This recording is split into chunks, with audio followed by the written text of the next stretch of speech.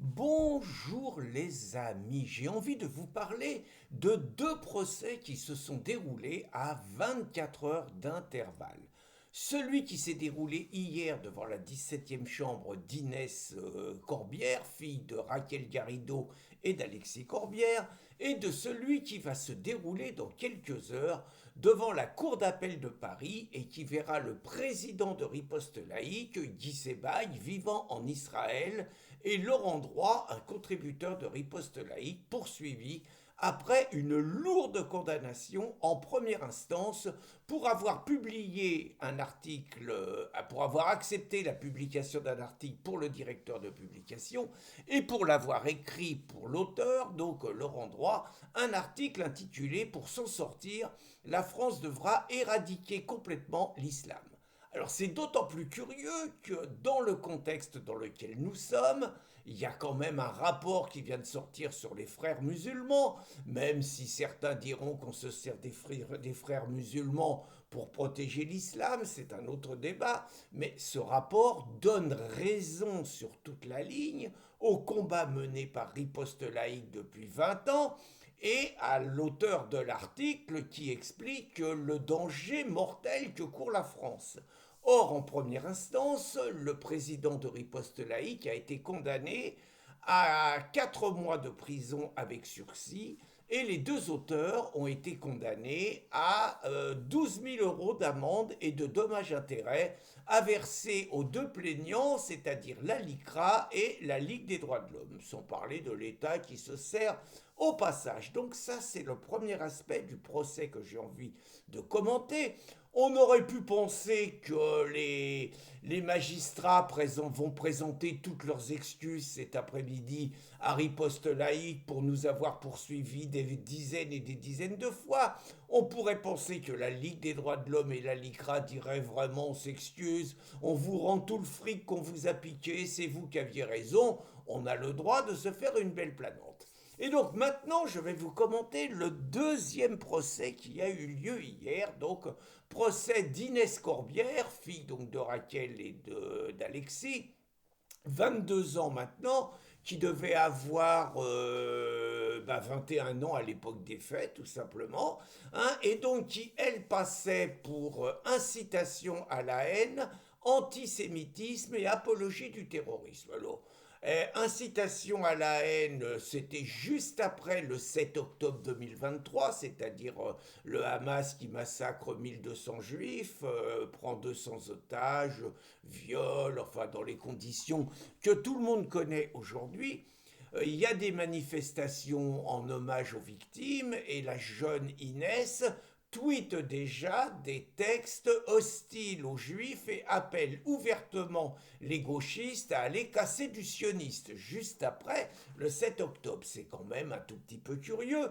Et deuxième chose, elle est prise totalement éméchée avec un langage ordurier et elle est filmée en train de dire, d'assumer je suis antisémite, j'assume et je m'en bats les couilles. Alors, bon, un truc quand même un petit peu accablant. Alors, après, on peut débattre hein, sur le fait est-ce qu'on a le droit d'être antisémite ou pas. Il paraît que c'est un délit, comme le racisme est un délit. Est-ce que le véritable délit serait plutôt d'appeler à tuer les juifs que de dire bon, la règle en France est celle-là, on va partir de la règle qui existe en France et sur laquelle s'appuient les parents Corbière pour traiter ceux qu'ils appellent l'extrême droite régulièrement de racistes et multiplier les procès via leurs associations dites antiracistes amis. Hein. Donc ce qu'on constate, c'est que la 17e chambre, le procureur, n'a demandé que 6 mois de prison avec sursis et pas la moindre amende. Ce qu'on constate, c'est que les parents Corbière sont présents et les parents Corbière défendent mordicus leur fille, ne présentent pas leurs excuses à la communauté juive et se permettent d'attaquer l'extrême droite, carrément pourquoi se gêner, en disant que leur fille est victime d'une machination politique qu'elle est totalement innocente, que c'est une victime collatérale de la méchanceté de l'extrême droite. Bref, le déni complet, la mauvaise foi, le négationnisme, disons-le, dont sont capables de faire les insoumis, bien que Corbière et Garrido n'y soient plus, c'est la culture des insoumis. Ce qui est étonnant, c'est la paix royale qui est foutue aux parents Corbière. Supposons que la fille de Marine Le Pen se permette de dire, complètement éméchée, ça paraît pas envisageable, mais supposons qu'elle se permette de dire je déteste les bougnoules, allez hop, hein, je déteste les Arabes, elle dit ce qu'elle veut, j'assume et je m'en bats les couilles. Je présume que tous les journalistes expliqueraient que si la fille de Marine se permet de tenir ces propos, c'est parce que naturellement les parents sont profondément racistes et qu'elle a entendu ces propos durant toute son enfance. Et donc on accuserait les parents quelque part d'avoir inoculé le venin du racisme à leur fille. Là, on est quand même obligé de constater que la famille Corbière se vante d'être antisionistes. La famille Corbière a toujours dit pique-pendre du vol des terres, hein, c'est comme ça qu'ils disent, des vols des terres des Palestiniens par les Juifs. Elle a toujours estimé l'État d'Israël illégitime. Elle a qualifié l'entité de sioniste. Aujourd'hui, elle relaie la propagande sur le génocide de Gaza, sur Israël apartheid, sur les crimes de guerre. Elle réclame l'arrestation de Netanyahou et elle ne se gêne pas pour faire des comparaisons crapuleuses entre l'attitude des nazis avec les juifs et l'attitude d'Israël avec les prétendus palestiniens.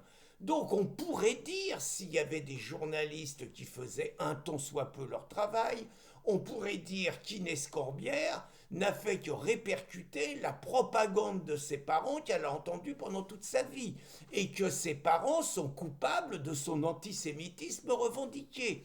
On pourrait également s'émouvoir qu'une jeune fille de 22 ans se permette de dire « je m'en bats les couilles ». On pourrait remarquer que la mère de Inès Corbière, Raquel Garrido, sur un plateau de télévision chez Hanouna, avait agressé verbalement et physiquement le jeune Stanislas Rigaud, coupable d'avoir tenu tête à son mari et de l'avoir même un peu ridiculisé lors d'un débat, et qu'elle avait dit « va sucer la bite à ton chef, connard ». Juste ça, quoi, voilà. Donc on pourrait également dire que le côté ordurier de Raquel Garrido a ressurgi sur l'éducation de sa fille. Rien de tout ça. Absolument rien. Donc la conclusion de cette vidéo, c'est la protection ahurissante du système, de l'ensemble de la classe politique, de l'ensemble des médias pour Raquel Garrido, pour Alexis Corbière, pour Inès Corbière, la mansuétude incroyable des juges, du procureur général, on va attendre, mais en général les juges condamnent moins que les demandes du procureur général, le fait que la LICRA qui dépose plainte cet après-midi contre nous, alors qu'il n'y a aucun propos raciste dans les propos de Laurent Droit publiés par Guy Sébaille, la LICRA n'a absolument pas déposé plainte contre Inès Corbière. Et donc, allons-nous assister, et je crains hélas de connaître la réponse, allons-nous assister au fait que dans la France, qui dénonce et qui découvre aujourd'hui la réalité des frères musulmans, nous aurons encore des juges qui vont condamner plus légèrement une raciste avérée qui s'en vante, qui assume contre les juifs, que des lanceurs d'alerte comme Riposte Laïque, qui depuis 20 ans alertent sur la réalité de l'islamisation du pays, sur l'incompatibilité de l'islam avec la France, sur l'extrême péril qui menace notre civilisation et qui proposent des solutions pour sauver la France du cancer islamique qui la menace. Eh bien, je vous donne mon billet, que Riposte Laïque en appelle, malgré les qualités de notre avocat, sera sans doute beaucoup plus lourdement condamné et en termes de prison et en termes d'amende qu'Inès Corbière qui devrait s'en sortir, si j'ose dire, les cuisses propres. C'est la réalité de la justice de la France aujourd'hui. J'espère me tromper. Je voudrais tellement me tromper, mais je crains hélas d'avoir raison. Bonne journée les amis!